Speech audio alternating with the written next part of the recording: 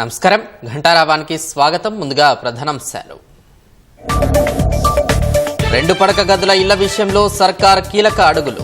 ఇందిరమ్ల లబ్ధిదారులకు అందించేలా అధికారుల కసరత్తు.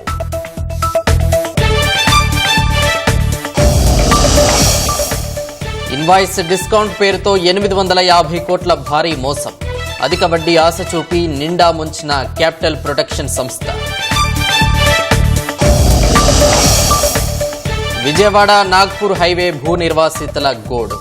పరిహారం తేల్చాకే పనులు చేపట్టాలంటూ సర్వే అడ్డగింత.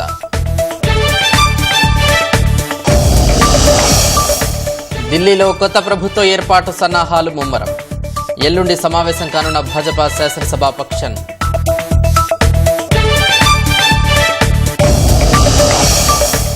దురాజ్పల్లి పెద్దగట్టు జాతరకు పోటెత్తిన భక్తజనం.